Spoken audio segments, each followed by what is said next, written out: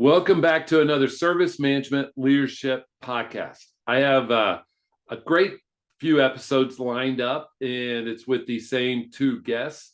Mark Blanke, who is an ACP for PeopleCert, and we'll talk about what that means. And Adam Griffith with PeopleCert. If you're watching the video, you'll see his background. He's, making sure he's showcasing the brand. And so welcome, guys. How are you all today? Doing very well, thank you.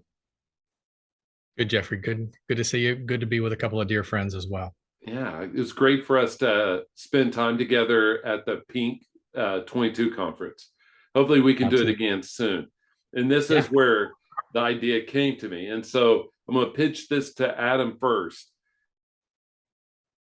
Can you tell us a little bit about what changed with the ITIL assessments recently, whatever recently means, including like who's able to perform them, what necessitated that change, and then we'll get Mark's feedback. Sure. Okay. So to tell the recent story, I got to go back a couple of years. So it was just about 2 years, plus or minus a month exactly.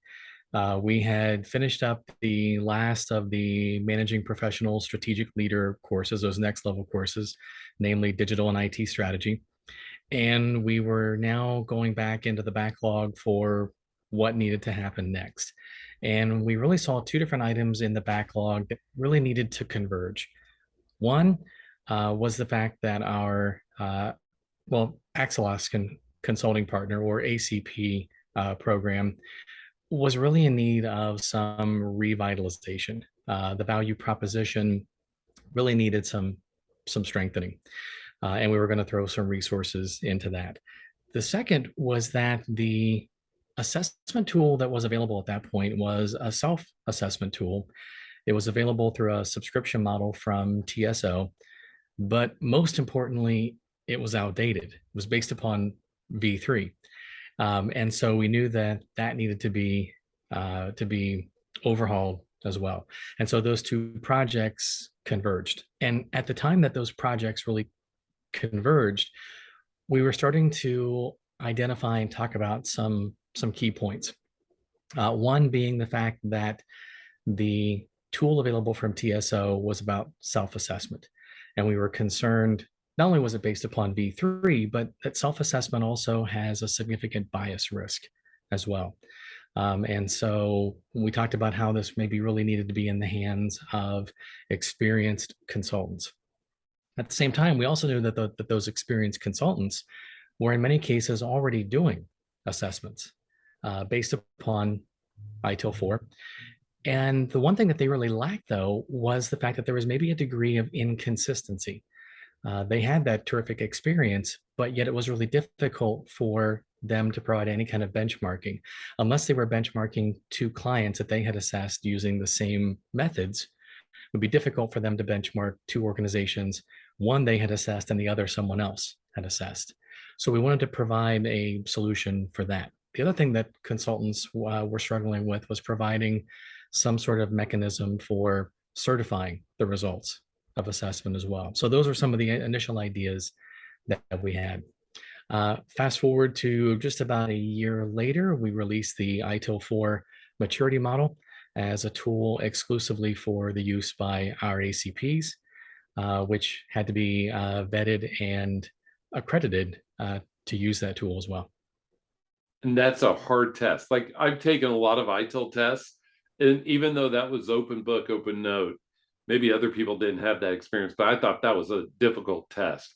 And so Mark Blanke at ClearBridge is an ACP. And so I wanted to bring on this discussion, and we'll continue it for maybe 2 or 3 weeks.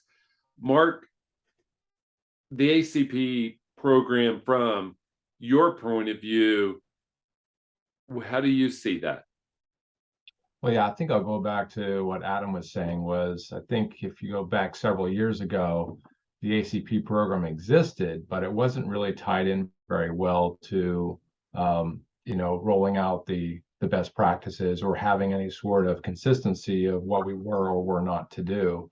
So I'd say most consultants, whether or not individuals or working for a consulting firm, had their own assessment of capability. I think this was a conversation that I had several years ago, which is, there's the Mark Blanke version, there's a ClearBridge Technology Group version of the assessment, but not one that's consistent and means the same thing, across the industry.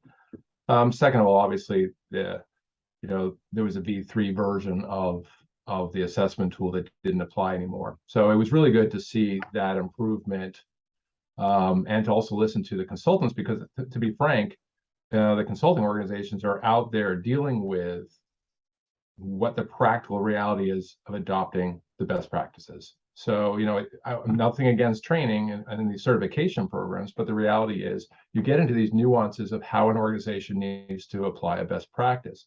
And so when you're interpreting the results of how an organization has adopted it and has a certain capability or maturity around that, you need to kind of have the understanding of how an organization can look at that best practice and apply it to them, or to integrate into other frameworks or methodologies that they're leveraging, and whether or not they've achieved those service management goals that we're really trying to drive at by having the ITIL 4 framework. So this was definitely necessary. I think the maturity model, which it's based off of, and how it applies, is very good. And again, having us as consultants doing that consistent interpretation of the best practice and whether or not it applies properly is probably the best avenue. And it also keeps us honest. There's good consistency, there's integrity. We can get into maybe more of the details of how the assessments work and in the coming weeks. But I'd say it definitely provided now a consistent method across the industry to evaluate an organization and their capability and maturity. And I want to pile on to that. And so here's what I want the audience to think about. Think of your closest friend. And if you ask you and them, you all are very tight, ask the same questions to a third party, it would come out different. Now apply that to all the people around the world that bring our baggage to that conversation, and how varied those responses could be. And that's where when I heard you guys talk about that, that's where my brain went, is that we all ask the same question in different ways, and there has to be some standardization. Is that fair? Very fair. Absolutely. Yeah. And so that's the part that I wanted to leave everybody with, is for this week's episode, is there is an ACP program. If your organization's looking to be ITIL, be assessed and go through the maturity model, we'll talk about what that is next week, but just opening that door, because I think there's a lack of familiarity of what is it. I don't meet anybody that knows. I don't know if you guys do. People don't know what ITIL maturity model is, or assessment, or any of that, do they? It is not what I would consider maybe like mainstream. No. We're getting there. Yeah, not for lack of trying, right, Mark? There you go. And yeah, some education around here. Yes. And so hopefully this will help. And for those of you out there in your organization just wants to learn more, reach out to me and I'll direct you accordingly. Adam and Mark, thank you all very much. And we'll see you all next week. Hopefully, we'll get in a little bit deeper. And so have a great week, everybody. Bye.